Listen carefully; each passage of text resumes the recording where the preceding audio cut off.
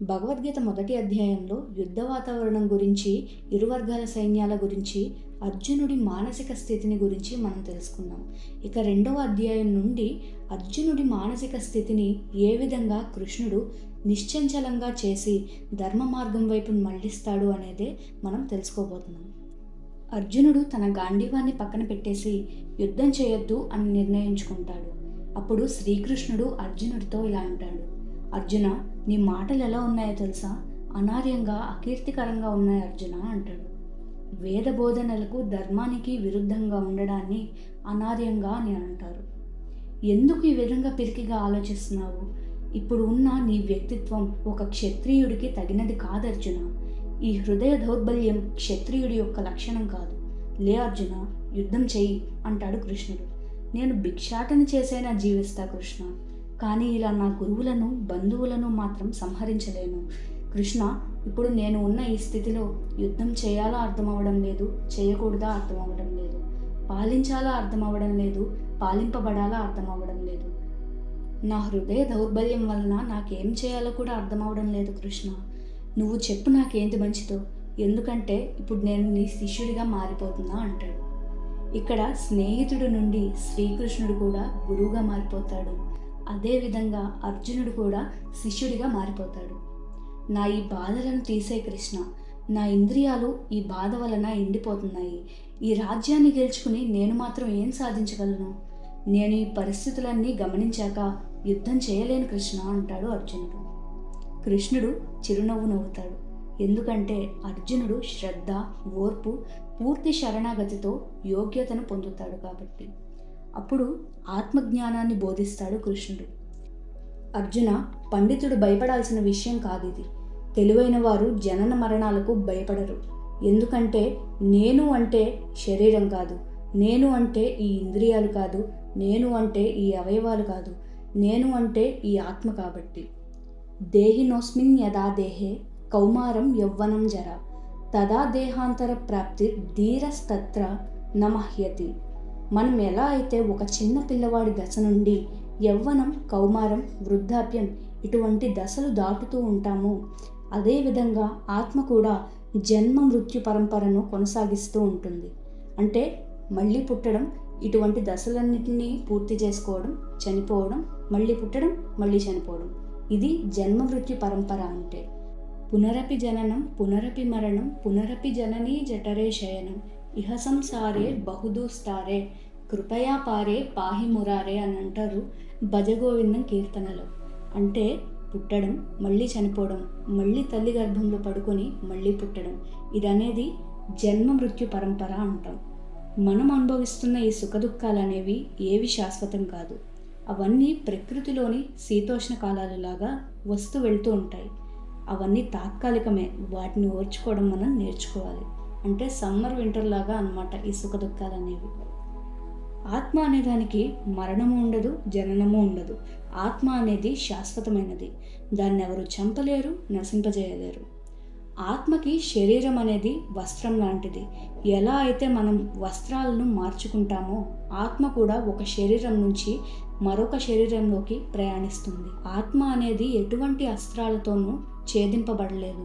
పంచభూతాలు కూడా ఆత్మను ఏమీ చేయలేవు. అగ్ని దహించలేదు, జలం తడపలేదు, వాయువు స్పృశించలేదు, నేల తనలో కలుపుకోనలేదు. అర్జున, ఇక్కడ ఉన్నవారు లేని సమయం అంటూ లేదు. క్షత్రియుడిగా నీ స్వధర్మాన్ని ఆచరిస్తే నీకు పాపం అనేది రాదు. నీకు యుద్ధం చేయకపోతేనే అకీర్తి వస్తుంది. ఒకవేళ నీవు యుద్ధంలోనే చనిపోతే నీకు సద్గతులు సంభవిస్తాయి. నువ్వు యుద్ధంలో చనిపోయినా, గెలిచినా నీకు ఆనందమే వస్తుంది. ఎందుకంటే అదే నీ దేహం యొక్క స్వధర్మం. ఇక్కడ అర్జునుడు క్షత్రియుడిగా పుట్టాడు కాబట్టి తన స్వధర్మం తన ప్రజలను సంరక్షించడం, పరిపాలన చేయడం. ఇది శ్రీకృష్ణుడు అర్జునుడికి చెప్తున్నాడు. ఇక్కడ శ్రీకృష్ణుడు చెప్పినట్టు నేను అంటే నా ఇంద్రియాలో, నా అవయవాలో, లేదంటే నా శరీరమో కాదు. నేను అంటే నా ఆత్మ అని మనం భావించాలి. ఎల్లప్పుడూ జీవశక్తితో ఉంటుంది మన ఆత్మ.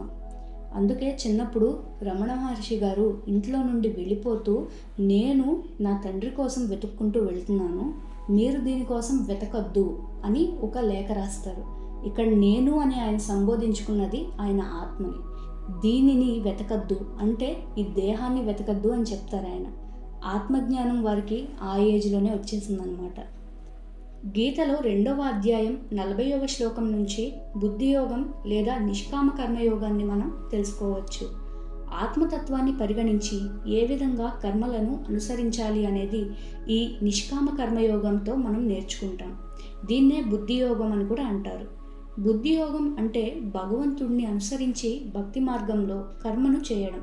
ఆధ్యాత్మికతలో ఉన్నతమైన స్థితి ఉంటుంది, కానీ కిందకి పడడం అనేది ఎప్పుడూ ఉండదు. మన భౌతికమైన బాధ్యతను మనం నిర్వర్తించాలి, అదేవిధంగా ఆధ్యాత్మిక బాధ్యతను నిర్వర్తించాలి. దీన్నే బుద్ధియోగం అంటారు. ఇలా జన్మలను తీసుకుంటున్న జీవుడు నిత్యం కర్మల చేత పాపపుణ్యాలను చేస్తూ ఉంటాడు, వాటి యొక్క ఫలితాన్ని అనుభవిస్తూ ఉంటాడు. అందుకే అంటారు పెద్ద తిరుమలాచార్యులు ఒక కీర్తనలో, విడువను పాపము పుణ్యము విడువను నా దుర్గుణములు విడువను మిక్కిలి ఆశలు విష్ణుడని మాయా అని.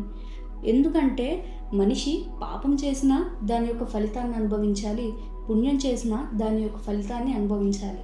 దీనికోసం మళ్ళీ జన్మలెత్తుతూ ఉండాలి. అది విష్ణుడి యొక్క మాయ అన్నమాట. ఈ విధంగా పెద్ద తిరుమలాచార్యులు వారు వర్ణిస్తారు. పాపం పుణ్యం అనేవి చేయకపోతే ఆ జీవుడు పూర్తిగా పరమాత్మలో లీనమైపోయి మోక్ష స్థితిని పొందుతాడు. ఇలా జరగకుండా విష్ణువు యొక్క మాయ అడ్డుపడుతుంది, మన చేత కర్మలను చేయిస్తుంది. ఏ రోజైతే మనకు భగవంతుడు పూర్తి జ్ఞానాన్ని ప్రసాదిస్తాడో ఆ రోజు మనం కర్మల నుండి తప్పించుకుని ఈ జనన మరణ చక్రం నుండి విముక్తి పొందుతామన్నమాట. ఇక భగవద్గీతలోకి వస్తే బుద్ధి యోగం అనేది మనం ఎందుకు ఆచరించాలి అంటే, మనసు చంచలమైనది, జీవుడి మనసును స్థిరంగా ఉంచుకోవడం అనేది చాలా కష్టం. ఇలా ఉంచుకోవడాన్ని వ్యవసాయాత్మిక బుద్ధి అంటారు. ఎవరైతే భోగైశ్వర్యాలలో పడిపోతూ ఉంటారో వారు ఈ వ్యవసాయాత్మిక బుద్ధిని అర్థం చేసుకోలేరు. 47 నుండి 49 శ్లోకాలు కర్మ గురించి మాట్లాడతాయి. మనిషి కర్మని వాటి యొక్క ఫలితాన్ని గురించి చెప్తాయి. దాన్ని ఇప్పుడు మనం తెలుసుకుందాం. కర్మణ్యే వాధికారస్తే మా ఫలేషు కదాచన మా కర్మ ఫలే హేతుర్ భూర్మాతే సంగోస్తవ కర్మణి. కర్మ అనేది మన చేతిలో ఉంటుంది, దాని యొక్క ఫలితం మన చేతిలో ఉండదు. నీవు కర్మ చేస్తూ ఉండు, కానీ దాని ఫలితం మీద నీకు ఎటువంటి హక్కు ఉండదు. అలా అని చెప్పి నువ్వు కర్మ చేయడం ఆపద్దు అని ఇక్కడ శ్రీకృష్ణుడు అర్జునుడికి చెప్పాడనమాట. కర్మ అనేది 3 విధాలుగా ఉంటుంది. కర్మ అంటే స్వధర్మాన్ని ఆచరించడం, అకర్మ అంటే బాధ్యతలను నిర్వర్తించకపోవడం అనేది ఒక అర్థం, లేదా భక్తి కూడా అకర్మలోకే వస్తుంది. కానీ ఇక్కడ అర్జునుడు చేస్తుంది బాధ్యతలను నిర్వర్తించకపోవడం. ఈ ఉద్దేశంతో అకర్మ అని చెప్పారు పరమాత్మ. వికర్మ అంటే ఆచరించకూడని వాటిని ఆచరించడం. నువ్వు స్వధర్మాన్ని నిర్వర్తిస్తూ యుద్ధం చేస్తే ఎటువంటి పాపము రాదు, ఎందుకంటే నీవు ధర్మం వైపు యుద్ధం చేస్తున్నావు కాబట్టి అంటాడు కృష్ణుడు. అలాగే నేను కృష్ణుడు చెప్పినట్టు కృష్ణ మార్గంలో కృష్ణుడి కోసం యుద్ధం చేస్తున్నావు కాబట్టి జన్మ మృత్యు పరంపర నుండి కూడా బయటకు వచ్చేస్తావు. మోహం మొత్తం తొలగిపోతుంది. అదేవిధంగా బుద్ధి నిశ్చలంగా అయ్యి సమాధి స్థితికి చేరుకుంటావని శ్రీకృష్ణ పరమాత్మ ఇక్కడ చెప్తారు. తర్వాత అర్జునుడు స్థితప్రజ్ఞుడు ఎలా ఉంటాడు, ఎలా మాట్లాడతాడు, ఎలా కూర్చుంటాడు, ఎలా నడుస్తాడు అని చెప్పి శ్రీకృష్ణ పరమాత్మను ప్రశ్నిస్తాడు. అప్పుడు శ్రీకృష్ణ పరమాత్మ ఈ విధంగా చెప్తాడు. సాధారణంగా అయితే మనుషులు 3 రకాలు: భోగి, త్యాగి, భక్తుడు. ఈ స్థితప్రజ్ఞుడు అనేవాడు 3వ మార్గాన్ని ఎంచుకుంటాడు. కష్టాలకు కృంగిపోడు, సుఖాలకు పొంగిపోడు, భయం ఉండదు, మోహం ఉండదు, అరిషడ్ వర్గాలను సైతం జయించగలడు. ఎలా కూర్చుంటాడు అంటే, ఏ విధంగా అయితే తాబేలు తనని తాను చిప్పలోకి వెళ్ళి భద్రపరుచుకుంటుందో అదేవిధంగా ఇంద్రియాలను నిగ్రహించేందుకు భౌతిక ప్రపంచానికి దూరంగా ఉంటాడు ఈ స్థితప్రజ్ఞుడు. అలాగే భగవద్కార్యాల విషయానికి వచ్చేటప్పటికి తాబేలు తన షెల్ నుంచి ఎలా బయటకు వస్తుందో ఆ విధంగా ముందుకు వస్తాడు. కానీ ఇంద్రియాలను అదుపులో ఉంచుకోవడం కష్టం. దానికి కృష్ణుడు ఏం ఉపాయం చెప్పాడో ఇప్పుడు చూద్దాం. ఇంద్రియాలను నిగ్రహించుకోవాలంటే మనం భగవంతుడి మీద మనసు పెట్టాలి. అప్పుడు నెమ్మదిగా ఇంద్రియాలను మనం నిగ్రహించుకోగలం. మరి కృష్ణుడు చెప్పినట్టు మనం ఇంద్రియాలను నిగ్రహించుకోకపోతే ఏమవుతుంది? అది ఆయనే చెప్పారు. మనం ఒకవేళ ఇంద్రియాలను నిగ్రహించుకోలేకపోతే మనం లౌకికమైన విషయాల గురించి ఆలోచిస్తాము. అది నెమ్మదిగా దాన్నే తపస్సు చేస్తున్నట్టు ధ్యానిస్తూ ఉంటే అప్పుడు మనకి కోరిక మొదలవుతుంది. అది నాకు కావాలి, ఇది నాకు కావాలి అనే కోరిక మనకి మొదలవుతుంది. ఆ కోరిక నుండి తీరితే దాని మీద వ్యామోహం వస్తుంది, తీరకపోతే క్రోధం వస్తుంది. అదే ధ్యానం భగవంతుడి కోసం చేస్తే పూర్తిగా ఇంద్రియాలను నిగ్రహించి భక్తితో నడుస్తాడు ఆ జీవుడు. స్థితప్రజ్ఞుడు ఏం చేస్తాడంటే, ఎక్కడైతే సాధారణమైన వారు మేల్కొని ఉంటారో ఆ సమయంలో వీరు నిద్రిస్తారు. ఎక్కడైతే భౌతిక ప్రపంచం అంతా నిద్రిస్తూ ఉంటుందో అప్పుడు వీరు మేల్కొని ఉంటారు. అంటే ఆధ్యాత్మికత అనే దాంట్లో భౌతిక ప్రపంచం అంతా నిద్రిస్తూ ఉంటే వీరు మాత్రం మేల్కొని ఉంటారు.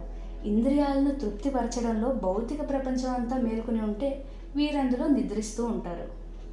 అన్ని నదులు వచ్చి సముద్రంలో కలుస్తున్నా ఏమాత్రం చెలించకుండా సముద్రం ఎలా అయితే ఉంటుందో అదేవిధంగా ఎన్ని లౌకికమైన భౌతికమైన విషయాలు జరుగుతున్నా తన మీద ఏ ప్రభావం లేదు అన్నట్టుగా మనసుని ఆధీనంలో ఉంచుకుని గర్వం అహంకారం లేకుండా ఆనందంతో శాంతంగా ఉంటాడు స్థితప్రజ్ఞుడు అని శ్రీకృష్ణుడు అర్జునుడికి బోధించాడు. ఇక్కడితో 2వ అధ్యాయం పూర్తయిపోయింది. ఇక 3వ అధ్యాయంలో కర్మయోగం గురించి పరమాత్మ బోధిస్తారు. వాటన్నిటి గురించి తెలుసుకోవాలి అనుకుంటే సబ్స్క్రైబ్ చేసుకుని లైక్ చేయండి. అలాగే శ్రీకృష్ణుడు చెప్పిన వాటిలో మీకు ఏది బాగా ఇంట్రెస్టింగ్గా అనిపించిందో మాకు కామెంట్ చేసి చెప్పండి.